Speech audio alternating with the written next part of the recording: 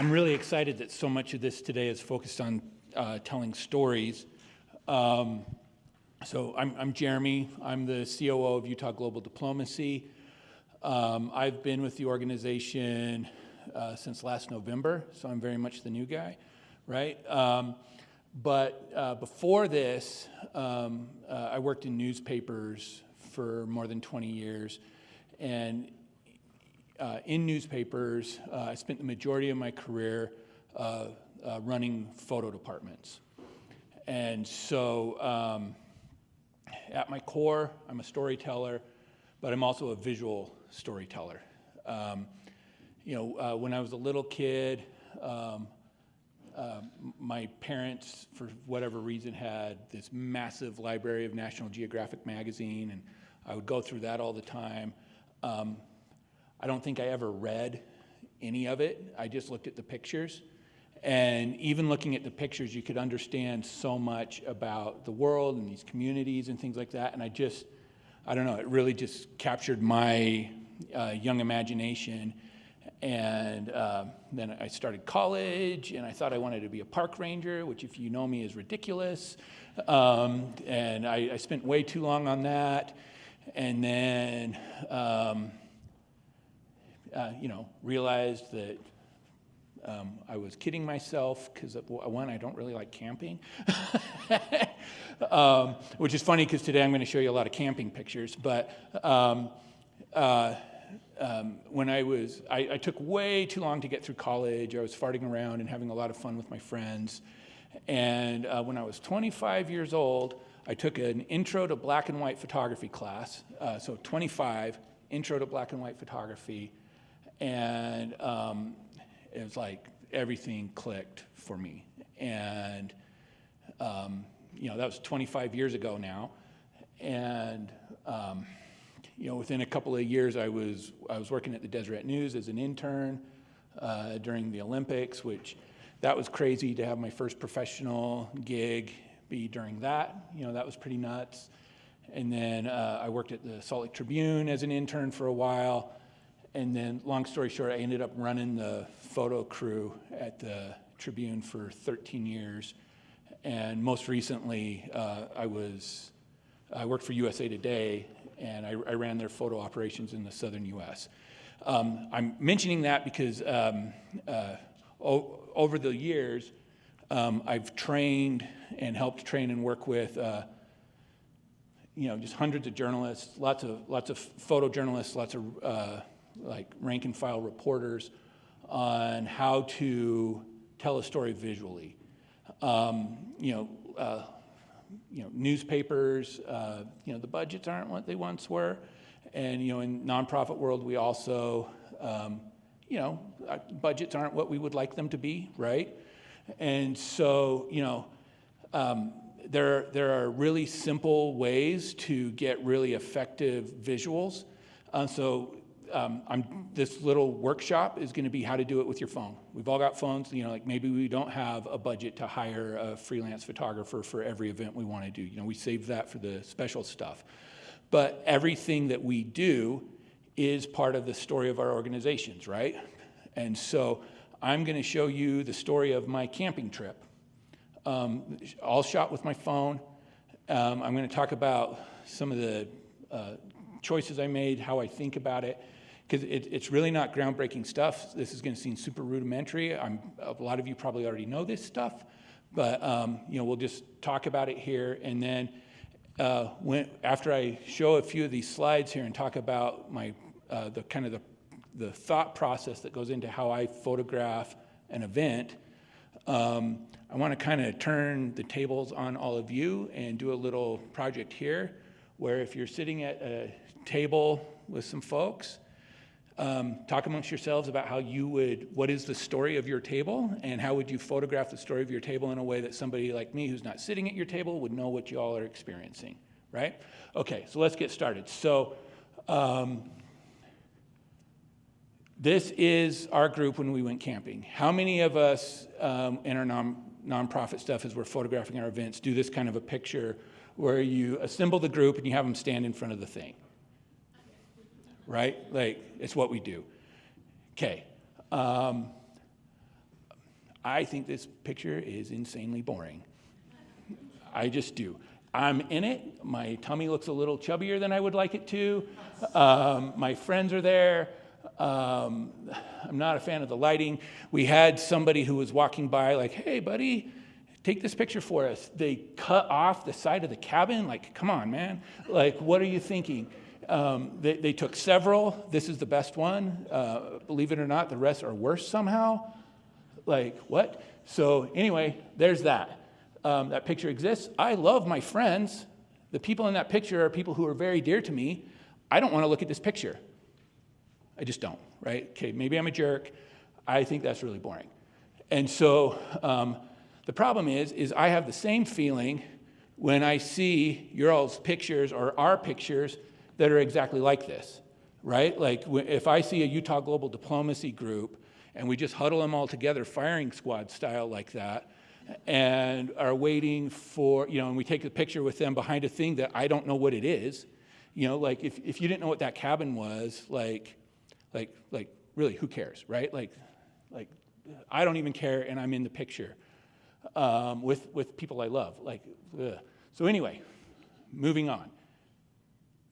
Okay, rule one, when you're photographing an event, take tons and tons and tons of pictures. Like it's your camera roll, you can delete them and download them later. Like one of the things I used to always tell like my staff photographers is they'd be like, I was at this event and I saw this situation going down and I didn't know if I should photograph it or not.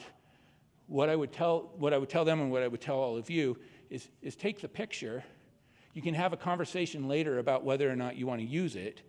You can't have the conversation if the picture doesn't exist. Right? Like, you come back, and you're like, oh, hey, did you get a picture of this? Nope, I didn't. Well, crap. It's like not writing your dream down in your journal that Andrew was talking about. Like, it might as well have not existed, right? So take a lot of pictures. So this image here is a screenshot of my camera roll of the camping trip. I'm going to, hopefully the little video plays. I'm going to do a really quick scroll just so you can see how many pictures I shot. Let's see if that goes. There we go. I went fast because there's a lot. And you see it gets really repetitive because I'm like doing different compositions and trying different things. Some of the pictures are really bad, and then we get to the end where we had the people taking pictures for us. So that's that. So, if you have a lot of stuff, it gives you options, and, like maybe somebody in the picture is making a goofy face, and so at least you have like 10 others to pick from, and you find the one where everybody is the least goofy. So, and then when I'm taking pictures at an event, this is kind of my mental checklist that I go through. I want pictures of the people involved, because every story is about people. But as I'm doing that, I want moments between the people. I don't want them just, like standing them up in a line. Like sometimes those pictures are valuable, but like that shouldn't be the default mode. So moments, scene setters. I want pictures that give me a sense of place, so I have context for why the people are together. And then details. And you'll see what I mean by details as we're going through this. So let's start here. So stories are about people. So I've got these 3 pictures here. 2 of them are, the stand and mug for the camera. We're with our friends, we're with our kids. Of course, we're going to take a lot of this kind of stuff. When you've got, if you're doing like a service project or something like that, you want to get all the volunteers in a picture. Like, that's great. Like, take the picture.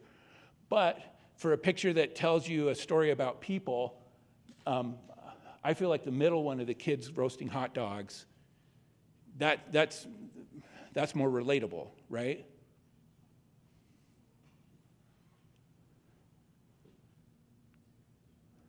Okay, and then watching for real moments. So like the campfire picture, that was a real moment. Like all the kids came, they were doing hot dogs and marshmallows and stuff, because of course we were in the mountains. And then, like we went on a hike. That's my wife with our friend's son. They saw something off in the bushes that she was pointing out to him. So like that's a real unscripted moment. my wife and her friend there, my wife Amanda and her friend Kim, decided to have a race up the stairs, just kind of randomly. And so there they are running up the stairs with each other as fast as they can. And then one of the themes of the weekend is one of the families brought a ton of walkie-talkies.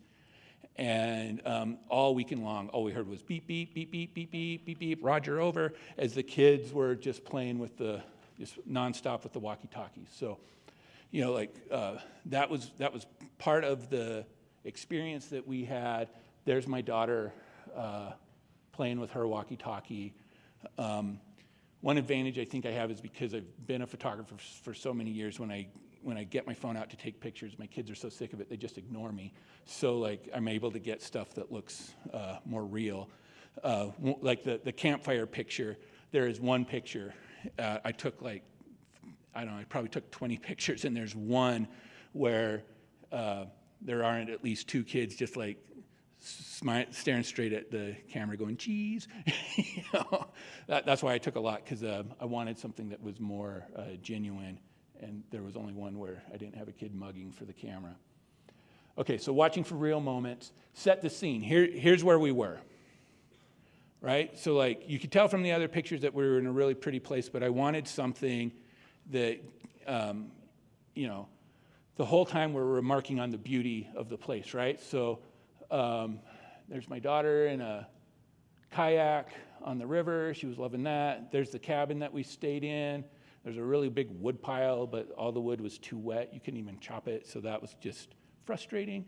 And then if you hiked up this river a little ways, there was that really pretty beaver pond. You can see the dam there. It was all very cool. And again, you know, this is all just stuff I did with my phone. I have a very old iPhone with a very cracked screen, and the little protective box cover thing on it is falling apart. And, you know, like you don't need like super fancy equipment. It's just paying attention to, you know, like I said, that mental list: people, moments, scene setters, and details. So here's what I mean about details. It's just like little small things that, you know, it's not the people, it's not the bigger scene or stuff like that, but it's things that add to like it adds to the narrative. Like it's a flourish to the story, right? And so if you go anywhere with my family, especially overnight, you are going to have a run-in with Pandy, the panda bear. Pandy is beloved. Pandy is very ragged. Pandy used to be fluffy and chubby and everything, and now he is not. And I woke up on my little bunk bed, and the first thing I saw was Pandy staring down at me. And of course, and so I fumbled for my phone, and I took 5 or 6 pictures, different compositions, and that's the one that I liked the best. And one of the things I think is so, for me, funny about this picture is there's sweet little Pandy, and then there's also all the graffiti written on the bottom of the bed. Inked was here. Good job, Inked. Inked, you were there, and so was Pandy. And then when we were doing the nature trail, there was a little visitor center. The kids could do a junior achievement ranger badge kind of deal, right? So that's one of the kids doing the badge. They were all very excited about it. They all earned their silly little plastic badge, but you know, I got that. And then you know, there were so many bugs. We got eaten alive, but some of the bugs were pretty and didn't bite us, and that's one of those. And that partly made the cut because I was excited that I was able to get that close to the butterfly to take a picture without it flying away, right? Like I tried that a few different times. Most of the rest of them flew away. Okay, so I want to back up here a little bit. Okay, so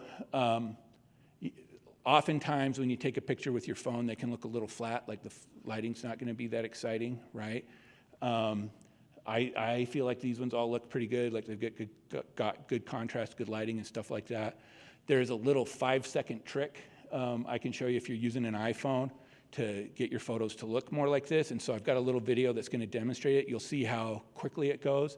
It's like a 16-second video, and let let me show you. So there's the photo of my daughter on the kayak. This is before I started toning it. Let's see if that's going to work. Here we go. Okay, so I'm in there. I hit edit. Over here on the side, you get these little tools.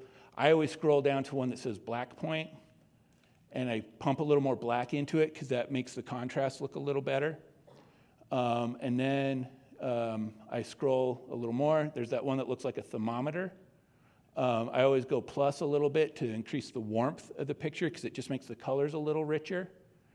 And then I scroll down and there's this vignette thing, and I vignette the picture to make the corners a little darker because that pulls you in.